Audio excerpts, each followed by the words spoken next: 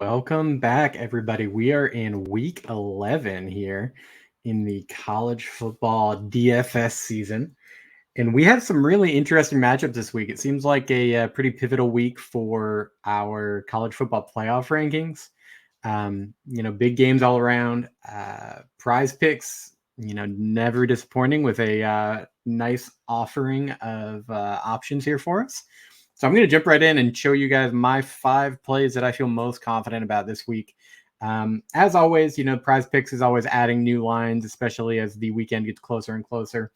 So check back in. That might change. If you see anything that jumps out that I don't go over, feel free to drop it in the Discord. Let me know what plays are being added out there that you guys are interested in, and I'm always game to give you my thoughts on them. So. All right, we've got Baron Morton as my first play this week that I'm looking at. 236 and a half passing yards. I'm saying more this week. I know that he's looked a little shaky earlier in the season, right after that shuck injury. But he's been dealing with some injuries himself. He's been a little banged up. He's also been dealing with the whiplash of coming off the bench and being the starter thrust into that spotlight. But this week he's got Kansas, and Kansas has the 80th ranked pass defense. They're allowing around 241 yards per game through the air. He has only done this once in 2023, but that was last week against TCU, and it really just seems like he's putting it all together. This Kansas defense has allowed more than 236 passing yards to BYU, Texas, Oklahoma State, and Iowa State. And if Oklahoma State, BYU, and Iowa State are able to do it, I see no reason why Baron Morton shouldn't be able to join those ranks. I'll cut Kansas a little bit of slack that Texas's offense is a different animal than Texas Tech. But all of that to say, I feel pretty good about the over on 236 and a half for Baron Morton this week. My next play, the grossest of the gross. If you have checked out Flex or Fade this week, you know that I am on Calen Manis just a little bit in our DraftKings slate this week.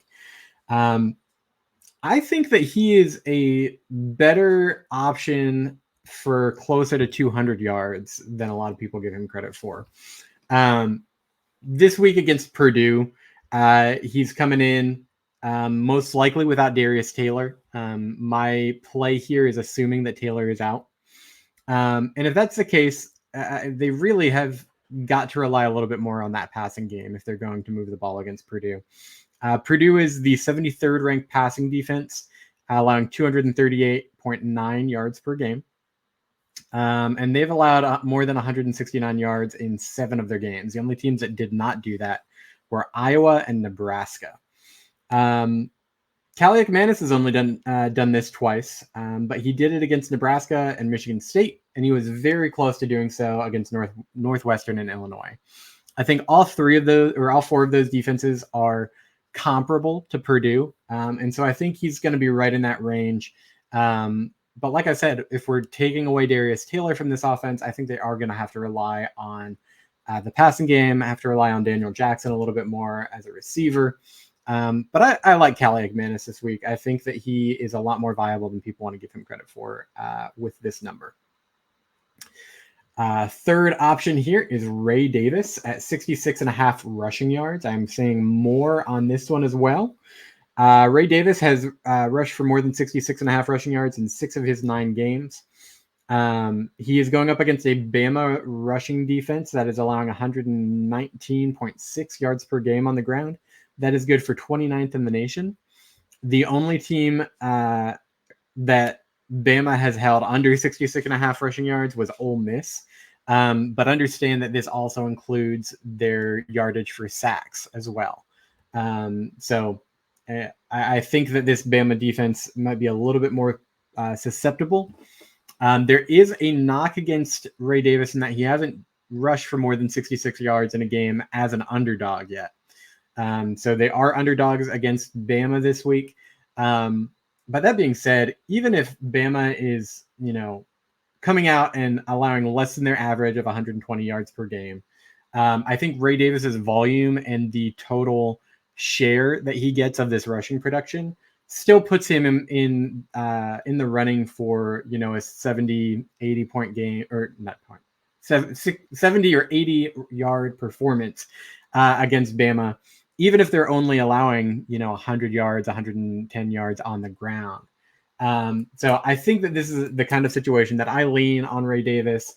I know he was able to do a lot of damage against Florida earlier this year.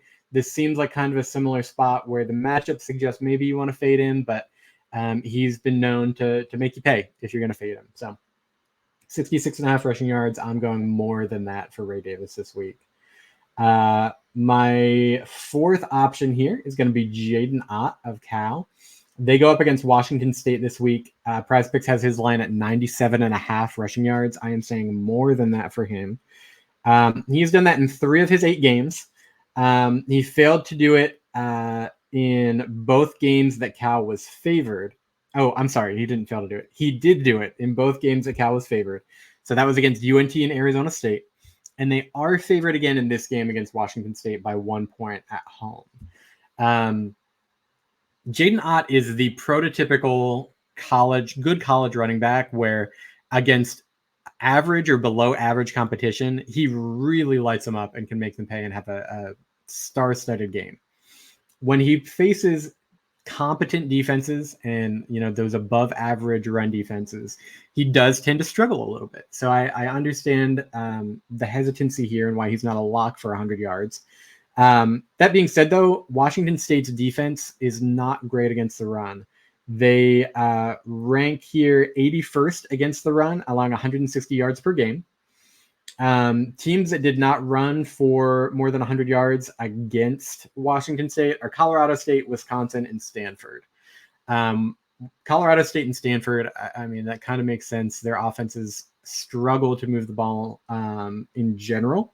So it's not a huge shock that their running games were shut down. Wisconsin, it was early in the year, still trying to figure out this new offense that they're running. So I'll give Wisconsin the benefit of the doubt there as well. But against Washington State, who has really struggled as of late and really kind of taken a nosedive a little bit towards the end of the season, I think Jaden Ott's going to put up a great day. I anticipate him going for over 100 yards. It is always a little bit daunting with a guy who does have the ability to put up receiving yards as well, to just get his rushing yards. So maybe keep an eye on if there's a rushing and receiving prop that opens up for him later this week. But I really do like this 97.5 rushing yards for Jaden Ott to go more than that. And then the final option here, I've got a receiving prop for AJ Barner. This is Mackey Award finalist AJ Barner.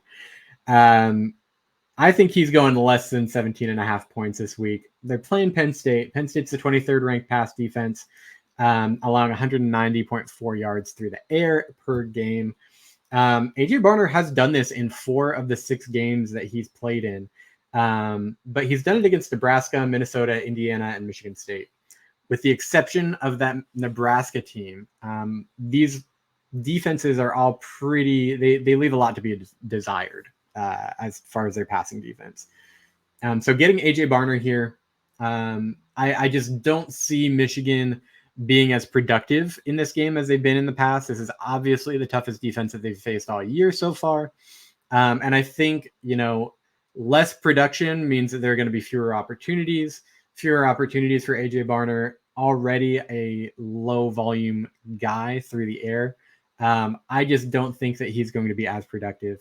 I did mention on the Campus to Caching podcast this week that I do like Colston Loveland a little bit to see some production, because I do think that, you know, Penn State's safeties and linebackers are going to be jammed into the box to try and stop the run. But I think that Colston Loveland is really the guy who presents the athletic mismatch and not AJ Barner. Barner, if he does catch 1 or 2 passes, it's still not a lock with a low ADOT that he's going to pass this over. So 17.5 yards, feel very confident about sticking with the less on this play. I'm curious what you guys think. There are a lot of options here in the PrizePicks board this week. So check them out. Again, if you have any questions or you just want to talk some shop in the Discord, I am always down. But week 11, big time matchups, lots and lots to take in, lots to analyze. But have fun, enjoy the matchup this week, guys, and I hope you get some cash here on Prize Picks this week.